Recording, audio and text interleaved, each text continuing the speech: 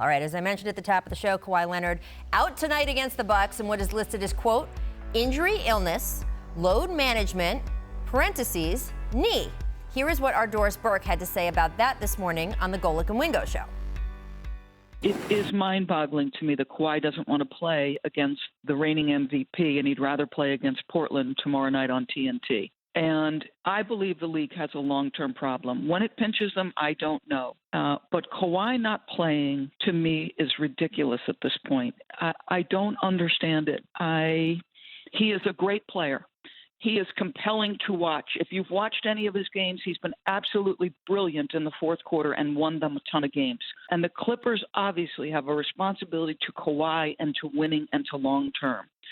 But the league also, I believe, is and should be concerned that their best players are not playing on nights when they're on national television. So it's interesting, Tracy, because when you talk to the league about this, and I've talked to them the last 2 weeks because Kawhi has sat out now, this will be the second Wednesday night ESPN game in a row. The answer is, hey, this has been cleared with the league. We've talked to them. Obviously, they can't get into the specific medical situation, but they have made it clear they would only do this if it was a medical situation. And this week, we've got 2 national television games, both Wednesday and Thursday. That being said, that part Doris said about wouldn't you want to take the challenge against Giannis versus Portland, I know is something that you're... Absolutely, and that's my gripe about this whole thing. Okay, he might have some knee issues, or they want to monitor, the back-to-back games throughout the season. I get that. But tonight is against Giannis, the reigning MVP. I couldn't imagine that I have 2 days off. The last time they played was Sunday, so they got 2 days off before this game. But yeah, they got a back-to-back. But Giannis is coming here. I couldn't imagine Doc coming to me, and you got Paul Pierce, Vince, AI, or Kobe Bryant coming to town, and he was like, take tonight off. I want you to be ready for tomorrow. Hell no. I want to play tonight against Giannis, against him. That's the game I want to play in. Well, the Clippers would say that it's their decision, but we all know that Kawhi has a role in this, just like he did last year in Toronto. Now, we have a scheduling problem. By the way, you might as well get ready to schedule your call for next week because there's another back-to-back next Wednesday, Thursday with Kawhi on ESPN against the Rockets. We'll probably be reading a promo about that very soon. I don't think that the league has got to help them out here by not scheduling them in national TVs and back-to-backs. But there's complexity in scheduling. The Staples Center, I know because it's across the street from my hotel. Staples Center has been dark the last 2 nights. They could have played last night. However, ESPN televises games and TNT televises games on Wednesday, Thursday, Fridays this time of year. So the games are compacted together. These are complexities that make it difficult for the league. But what we really have here is a bigger problem. The league insists that it's still an 82-game schedule. But guess what? It's not an 82-game schedule anymore. Greg Popovich changed it. And he said with Tim Duncan, not only is it not going to be 82 games for Tim Duncan, he's not even going to get on the plane and fly to Utah. He's not going to get in the plane and fly to New Orleans. And other teams have gone on along. And I've been a convert in this because I was somebody who said, I listened to the scientists and I said, listen, they're never going to give up the money. They're not going to reduce the schedule.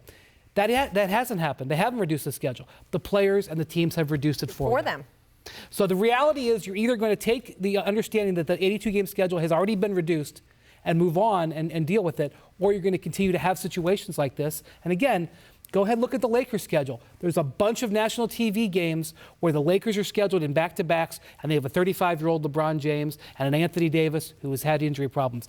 We're going to be sitting here talking about load management with LeBron and Anthony Davis and other players as well. The fact that they are this worried about Kawhi, whichever game he skipped. Let's say he switched it around and skipped the Portland game. Let's move on to Kawhi not playing in these back-to-backs. Do you think it's possible that he's a little more hurt than we think if he needs 2 different sort of, hey, we're not playing a back-to-backs this early of the season? No, not the way he's been looking in these first few games. Absolutely not. I mean, if you watch him Sunday against Utah, the way he took over the game in that fourth quarter, no, he's not hurt. I will say this.